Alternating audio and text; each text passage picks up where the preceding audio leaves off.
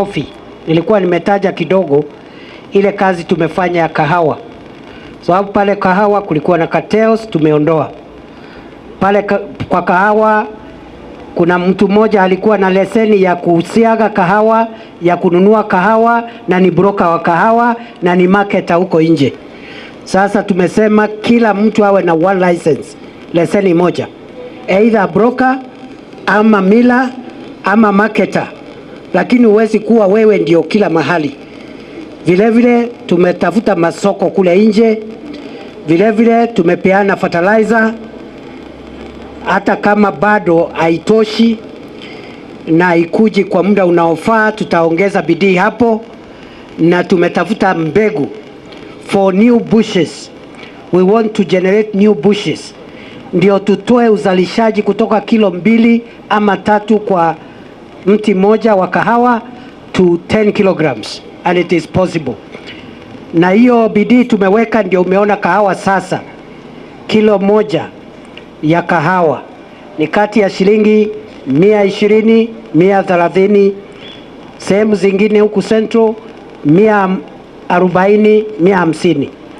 Na mimi nimesema ya kwamba nitarudi hapa tuongee na coffee farmers, kwa sababu kuna mambo mengi ambayo tunatarajia hapo mbele. Tutatoa pesa mwaka huu pia ya kumodernize equipment ile inatumika kwa coffee factory, kwa sababu ni mzee, so that we make sure that we increase productivity. Bei ya kahawa inasonga ikienda mbele, and we want it even to approach 200 shillings per kilo. Kwa hivyo mimi nimemaliza. Leo ni siku ya harusi na nataka tukubaliane. Mimi nataka tukubaliane vile mheshimiwa amesema, na mimi na wale viongozi wengine like-minded leaders kutoka area hii yetu ya Central. Sisi tuwe watu wa bidii, wananchi na viongozi tuwe watu wa bidii, na tusiingie katika siasa ya kuharibu mali ama siasa ya kufunga barabara. Hiyo siasa haisaidii. Hata tukiwa na shida ama tukiwa tumekosewa na viongozi, tutafute njia ya kuleta malalamiko yetu, kwa sababu wakati unachoma biashara ya mtu, huyo ni jirani yako. Wale vijana ama wasichana wameandikwa hapo ni vijana wetu, ni watoto wetu. We must have a culture of work and respect for private property. Ndio kwa sababu nilikuwa nimekwazwa kabisa wakati niliona kufunga barabara, kuchoma manyumba. I've never seen that in Central Kenya. This is the first time. Ilikuwa mambo tunasoma tu kwa magazeti. So mimi nawaomba tukubaliane tuende hiyo safari.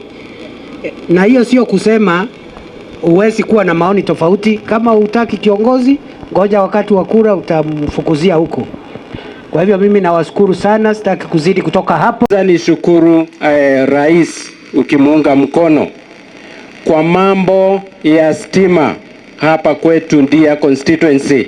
Your Excellency, tutakuwa constituency ya kwanza hapa kwa mlima kuwa tuko connected 100% in the next one budget. Tutakuwa tumemaliza mambo ya stima sisi. Tumebakisha a few pockets, na hiyo tutamaliza ukituunga mkono na ukitupatia support yako. Ya pili ni kushukuru kwa sababu kuna projects zinaendelea. Tuko na mahali hapa chini, mahali tulikuwa hapo chini kidogo, hii area yote inaitwa Kiamugongo. Excellency, tuko na project kubwa ya maji yenye national government ikiongozwa na rais support imetupatia total of 80 Kenya shillings 80 million. Na hiyo project, Your Excellency, tunataka ukuje ufungue, kwa sababu tunataka serikali ionyeshe ile kazi inafanya. Na hiyo project inaendelea, nafikiria iko kitu 50% ishe. So in the next 1 month or so itakuwa imeisha, na hiyo area yote ya Kiamugongo itakuwa tumesort mambo ya maji. Na hiyo sio project ya mtu mwingine, ni ya national government yenye imeongozwa na rais, na ndio tulileta hapa. Tuko na area nyingine hapa inaitwa Karoiro, pande hii inaitwa Kareti. tuko na project ya Karoiro Kareti Mwegoku, kuomba Your Excellency utusukumie kidogo, tunataka milioni ingine 30 ndio tuweze kugusa kila mahali. Nikimalizia, wacha nikushukuru kwa sababu ya zile barabara tunatengeneza hapa kwetu Kirinyaga na hapa kwetu Dia. Wakati niliona hapa Central for the first time ati kuna wananchi wanachoma mali ya wengine, ati kwa sababu kuna siasa hapo, watu wanachukua kibiriti na petroli, unaenda unachoma duka ya mtu ambaye labda ameomba loan, ameajiri watoto wetu 5 pale, unachoma ati kwa sababu umekosana na mtu fulani, mambo ya siasa. For the first time, and I've been around for a long time. Yeah. Msinione hivi, mimi sijaanza jana. Yeah. Ni vile siongeangi sana. Unajua kuna watu wako na maringo mingi. Wanaongea kama dunia hii ni yao. Na hii dunia si ya mtu, dunia ni ya Mungu. Kweli ama si kweli? Si dunia hii ni ya Mwenyezi Mungu. Mimi nimekuwa around na mimi nilisoma siasa ya mzee wetu ambaye alipumzika, anaitwa mzee Mwai Kibaki. Nilimsoma nikiwa kijana wake na alitufundisha siasa nzuri watu wa area hii ya Central Kenya, ya kwamba there is time for everything. Number 2, heshima sio utumwa. Number 3, sio lazima tukorogane ndio ati sasa tutambue nani maarufu. Mzee Kibaki marehemu alitufanyia kazi kubwa na sisi tunajivunia. Hii barabara ambayo saa hii tunakamilisha huko mbele, si ilianzwa na Mwai Kibaki ikiwa Thika Road huko Nairobi, ikafika mpaka Keno. Si Uhuru Kenyatta ndio sasa alisukuma kutoka pale Keno akaanza kusongesha huku.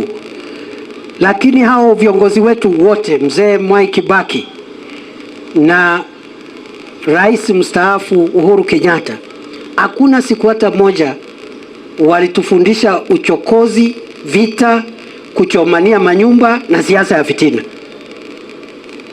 Nikiongea ukweli mniambie ni ukweli. Si ni ukweli? Yeah, hakuna siku wametufundisha hivyo. Na walitufanyia mambo makubwa bila hata kuongea. Sasa hata sisi usaa hii, JK yako hapa ni mbunge wetu. Ule mwingine yako pale. Mimi niko hapo saa hii. Mimi ni deputy president saa hii. Mimi nataka hii miaka imebaki hapa ile nimeshikilia, wakati tunakuja kuomba kura huku Kirinyaga, nataka wananchi wa Kirinyaga waniulize, kama naibu wa rais, ile miaka ulikuwa naibu wa rais, ulitusaidia tukapata maendeleo gani hapa Kirinyaga na hapa Ndia? Si ni kweli? See, that is the test of leadership. So that's what I'm struggling to make sure that I work with your leaders and push as many projects as possible, programs as possible, so that we can have an explanation ya kuambia wananchi wakati ukifika. Kwa hivyo mimi nawasihi tukae namna hiyo, na mimi nasema viongozi wote wapewe heshima. Hakuna mambo ya kupigia mtu kelele. Ule mtu utaki, wewe kimya, usiende mkutano yake. Wewe ngoja mkutano ya mtu yako, si ndio?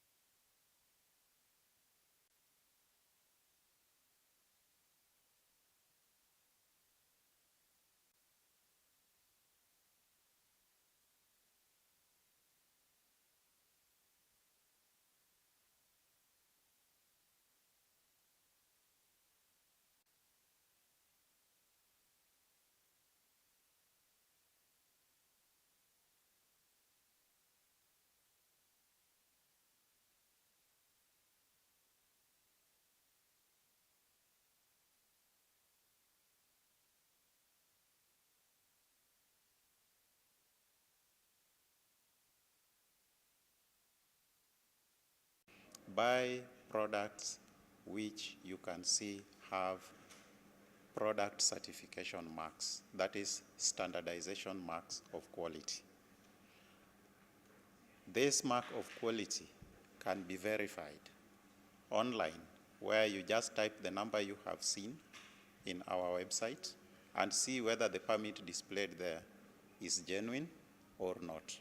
So that is one way of safeguarding yourself as a consumer, ensuring by yourself that what is right before you is actually permitted to be in the market. Blow the whistle as a consumer if at any given time you are getting into contact with a product whose quality you are suspecting or not quite sure of. Raise